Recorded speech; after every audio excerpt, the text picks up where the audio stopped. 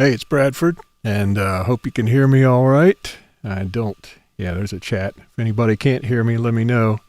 Just want to give some more and better updates on the status. Jacie sales is still lost, but I also didn't have a picture before. I'm going to post what I've got here in... oh, dear. Let's mute him. Yeah, so I'm going to put this in the updates, and I'm going to keep all the latest here at hownottosale.com/update. But Jacie Sales, 37-foot 1983 Hunter sailboat with white with blue trim and blue canvas. And it's got a little raised solar panel there on the back. And you can see a little radome there, pretty old. And I hope a good Samaritan runs across her and not some scavengers, but we'll do what we can.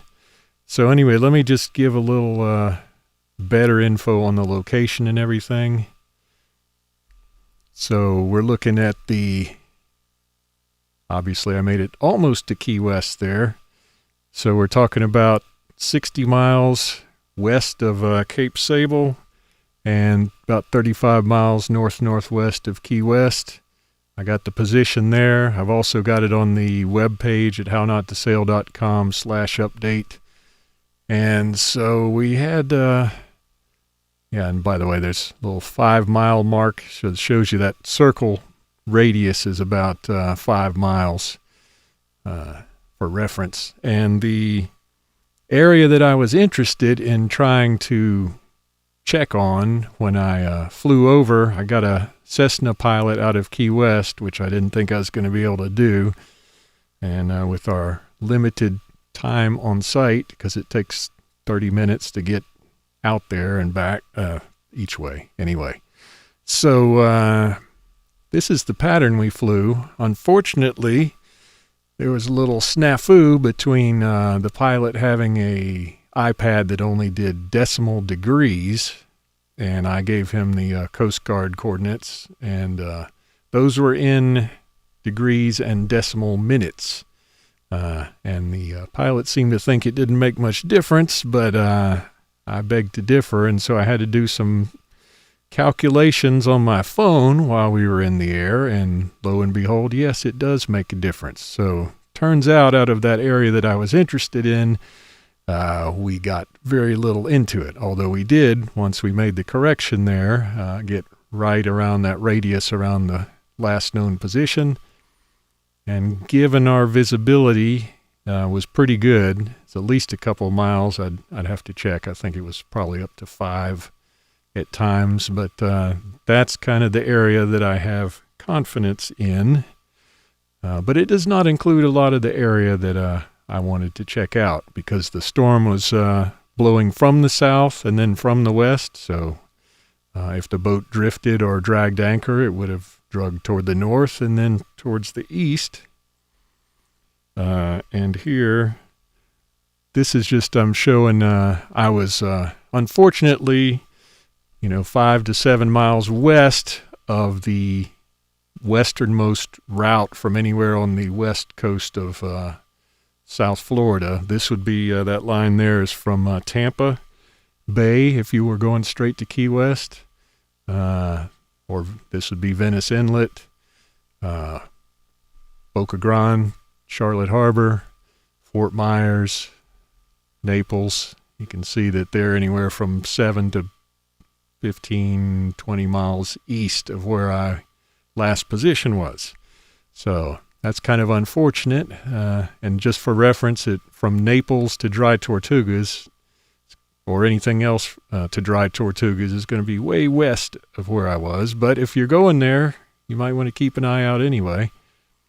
There is a positive here, and that is these routes from the west coast ports of South Florida do go through this area that I'm interested in. So if anybody is heading from Tampa Bay, Venice Inlet, Longboat, Boca Grande, Fort Myers, Naples, Marco, to Key West. I hope you'll keep an eye out when you get down in this area.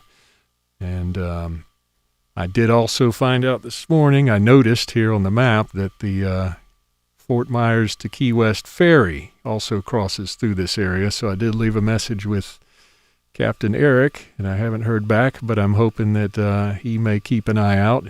If you should be on the Fort Myers to Key West ferry, that's the Key West Express, I hope you'll keep an eye peeled, especially toward the west as you're coming or going.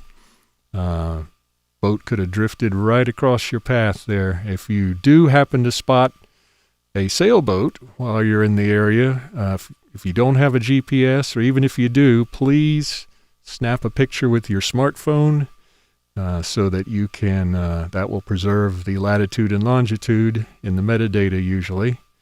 And yeah, hoping somebody might run into her. Also, eventually, let me go here, get me out of the way.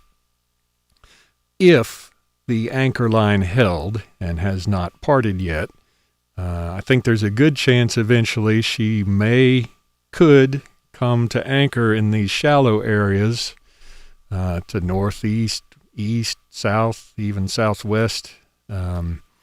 So if you're in any of those areas, if you're going from Key West over to Marathon, or if you like to hang near the Everglades when you go down to the Keys or back, hope you'll keep an eye out. And in fact, if you're going to Key West to Dry Tortugas, it's possible at some point Jacie sails might drift into those shallow areas and come to anchor, and hopefully not come to a reef. Unfortunately, I think even if the anchor line has not parted yet, I think that could happen tomorrow, that could happen in a month, but at some point it's probably going to happen because the portion of the road that goes over the bow roller is rope and not chain. It's a pretty stout rope, line, whatever you want to call it, but it's not going to last forever. So hoping everybody can keep an eye out. Everything, as I said, the latest will be at hownotttosail.com/update. Oh, hi, Wayne. Appreciate you following. And, yeah, if you got any, Wayne from the, of the many books and the Talk Right podcast, keeping an eye out. If you got any resources down there, Wayne, that happen to be out and about in their boats or planes or whatnot, now you know where to look. But anyway, that's about the information I got right now, and I'm going to let everybody get back to work. But if you have any info, please hit me up at hownotttosail.com/contact, or call the How Not to Sail hotline, 770-458-3838.